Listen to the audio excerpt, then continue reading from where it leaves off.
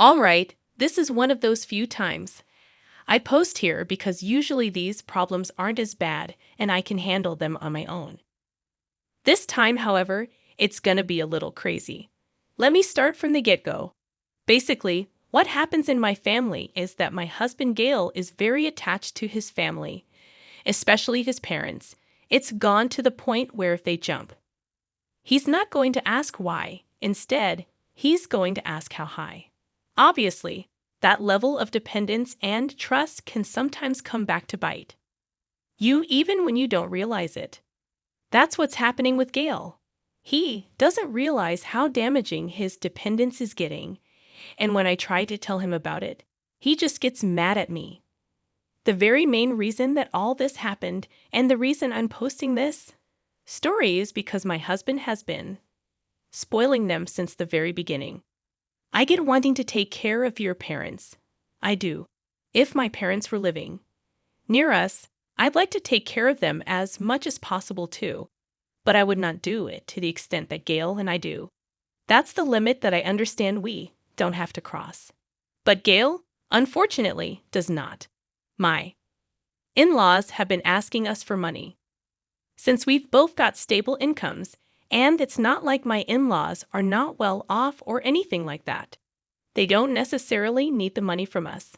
They can support themselves and even afford certain luxuries, so they don't need to ask for money, but they still do. Initially, I was okay with it because I understood that they're Gail's parents, and I'd need to fit them into our lives as well. But over time, I got a bit icky about it. We've sent them so much money over the past years that if we saved that amount, we'd be able to go abroad on a vacation twice. I told Gail that he should not spend all his money on them simply because, well, then there's nothing left for us to save. But he did not understand. He started arguing with me, telling me that we're living a comfortable and well-fed life. So why can't this spare some extra money we have and just give it to his parents? I tried to make him understand that it's not about not supporting them. It's about him not caring about supporting me. We would need money if we ever decided to have kids, and if we wanted to make a big purchase or anything like that.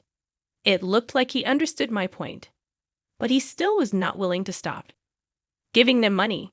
That made me so angry that I almost left the house that night. My anger was fueled even more when I remembered how they treated me in the past. If they were nice and loving ones who treated me well and let me feel like I was actually a part of the family, maybe I'd be nicer to them. They were horrible to me. They never made me feel like I was a part of the family at all. And when I needed them to be there for me, they weren't. When Gail and I got married, we weren't that well off. I had just graduated, and it had not been that long since Gail started working as well. This meant that we didn't actually have enough money to invest in a house and buy it. I perfectly remember Gail and I going to my in-laws and having a proper discussion with them, telling them about everything we're going through and making them explain how hard it is. However, when we asked for some money to start the process, they immediately said no. It's like they did not even take any time to think it through.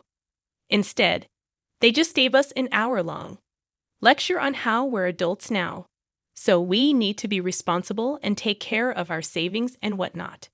They told us that we needed to work extra hard to achieve our dreams and every other crap they could possibly spit from their mouth. I was a bit frustrated at their response, but I decided not to say anything and just kept my thoughts to myself. It was heartbreaking to see them not helping out their own children. But if Gail was okay with it, then I thought I needed to be fine with it as well. But then they did it again a year and a half ago. I inherited a house from my mother. It was a beautiful house, but it needed a lot of work. Obviously, we did not have the money or the resources needed to make these changes. I mean, we had some of the money saved, but we needed a bit more than that, and so we decided to ask my in-laws again for some money. Just a little sum of money to help us get the house ready to live in, but they said no to that too. And instead, they told us to earn our money and stop asking them for money. Not just that, but they told me to sell the house and invest in something that's actually useful and not something that looks like crap. As soon as I heard that, there were fumes coming out of my ears. This house was very precious to me as something that was connected to my mother, and to hear my in-laws talking about it like it was trash was very hurtful. I did not express that to them because I thought I would look rude, but I should have. Maybe then they would not be as shameless as they are right now. I'll tell you guys exactly why they're shameless though. So basically, after they rejected us, I gathered money and worked my butt off to renovate the house. I made it look presentable, and I made it look amazing. It was hard. But once I started earning as well, things got a bit easier so I could manage it. Anyways, it had been a few months since I invited my in-laws for dinner for my mother-in-law's birthday.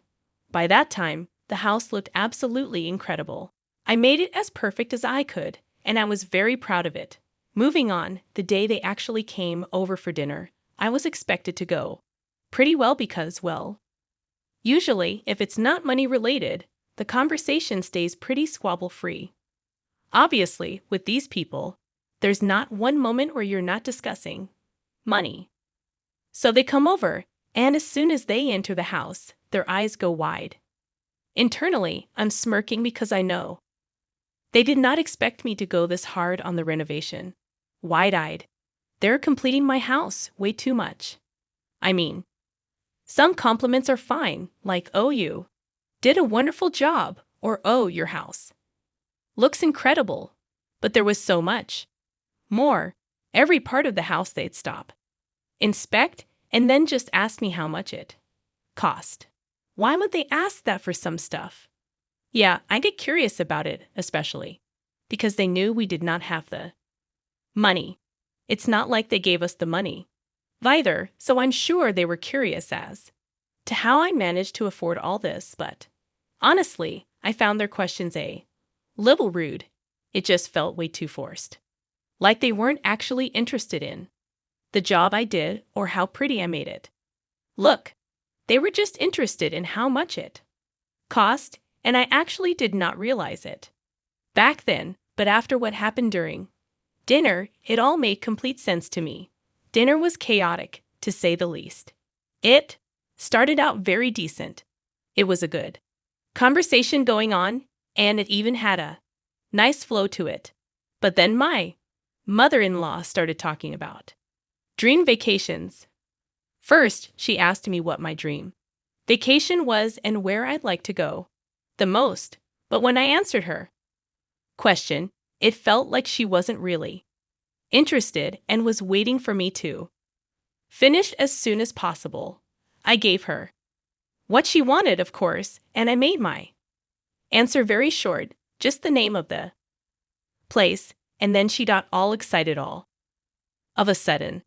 That's when I get a bit suspicious, because there's no way that she was that excited for me, and then she opened up about the real reason behind all the weird acts that they've been doing ever since they stepped into this house.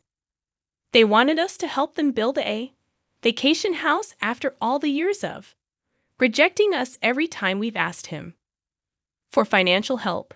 They'd come to us and asked us to pay for the quote vacation house. They're not even poor or anything. Why do they need our help?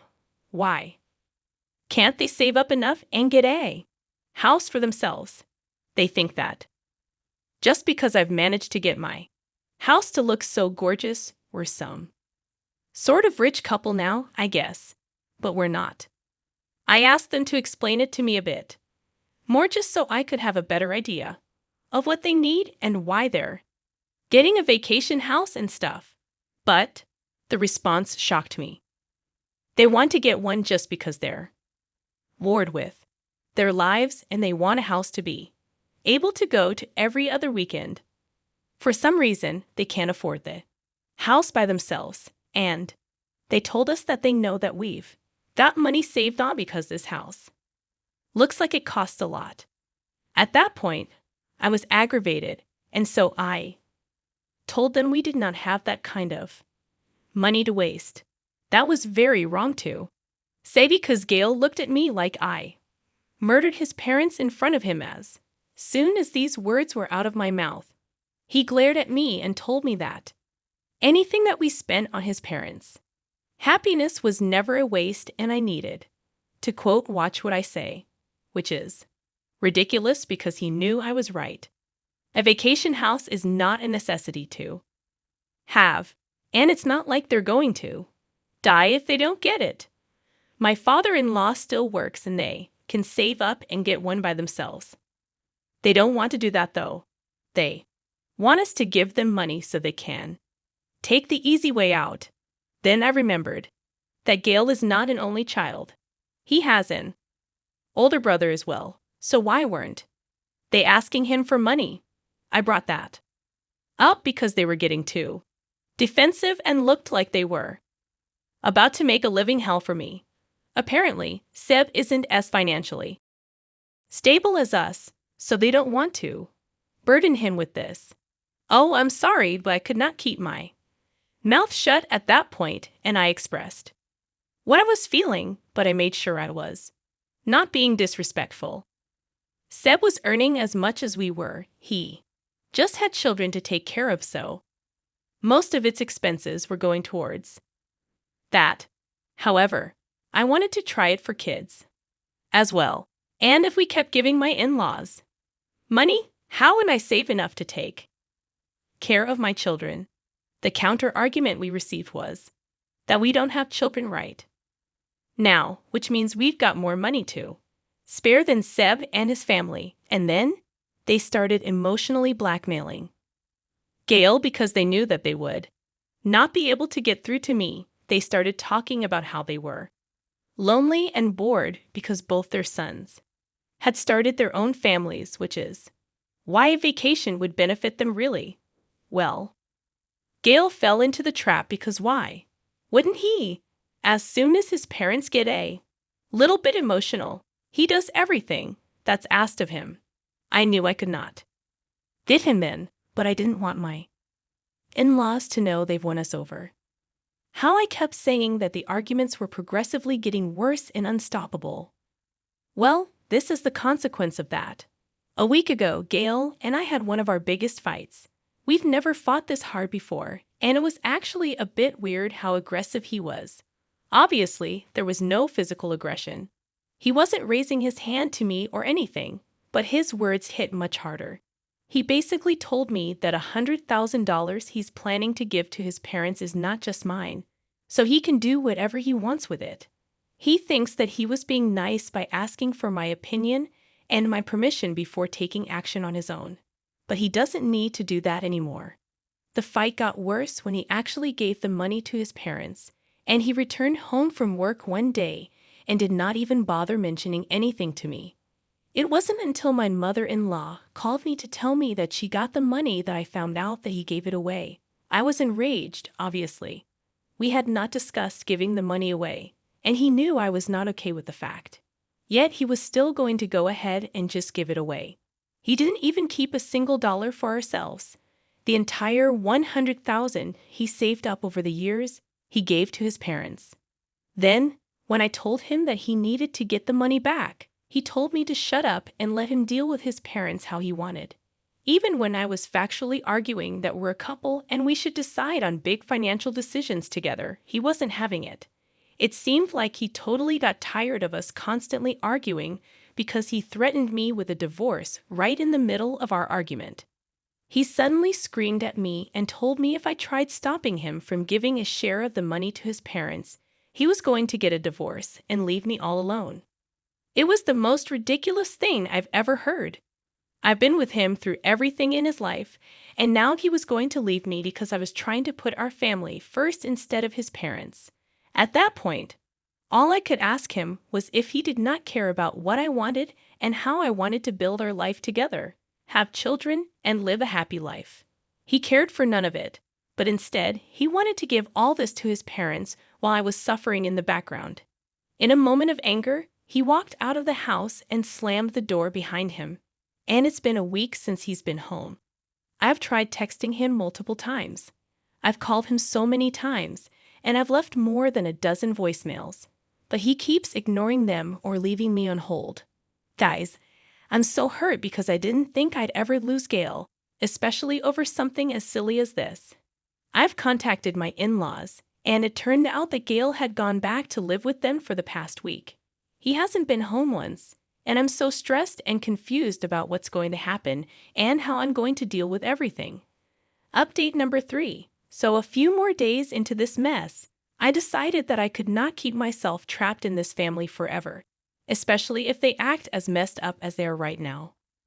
I was not sure about my decision in the early days, but now, after waiting for Gail to come home for more than a week, I decided that I needed to take action and set him straight. Well, if he wants a divorce, that's exactly what he's going to get. So I contacted my lawyer first thing that morning and let him know the situation. She let me know that I could not only divorce Gail, but also take him to court.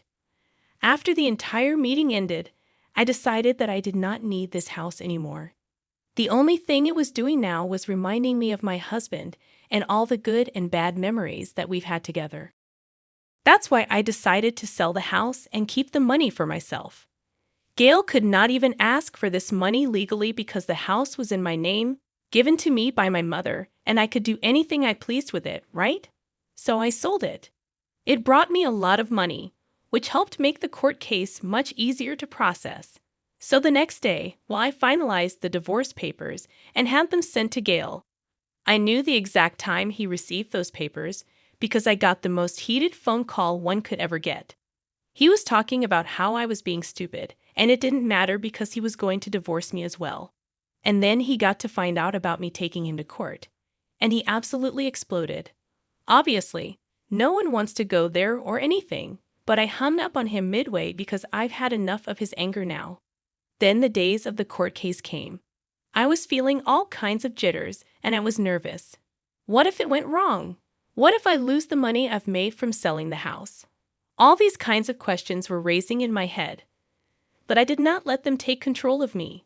I got dressed in a way that I said was confident, put my best smile on, and I reached the court doors. It was the final hearing of the divorce, and it went incredibly well. Not only did I get to keep all the money from the house, I also got $100 from Gail as alimony as a legal obligation. I was shocked. I did not expect to win more money from him, but it was worth it for all the damages he's done to me and to my mental health. I should accept this money with grace. The sour expression on their faces just added to my glee, and I knew that they thought that they could rob me of my money and my house, but they probably weren't expecting to lose everything themselves.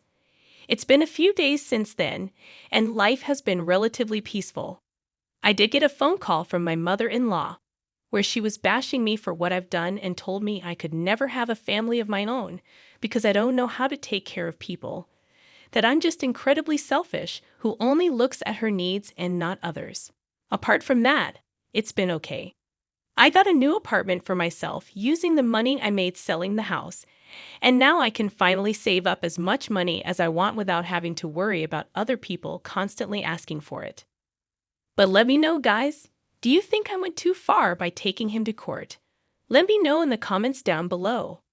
I was a little surprised when I was reading the comment section of this one. Let me break down what some of the comments were saying. Some of them were actually coming up with the idea by saying, you know what, I don't really blame Gail. I mean, what's wrong with giving your parents $100,000 when you have $200,000? But there were other commenters basically saying, no, that's ridiculous. Like OP said, they've been helping his parents for years. They're trying to build their own house, and they need that money. So this is where the comments really split apart. They were saying they do not agree that OP should just sell the house, take the money because it's under her name. They thought that was disrespectful. But there were about 50 saying no, that was exactly what she needed to do. So guys, drop your comments down below. Let's discuss this one. My name is Mr. Reddit. I narrate stories every single day. Hit that subscribe button. I'll see you guys tomorrow. And remember, it's cool to be kind. See ya. Thank you.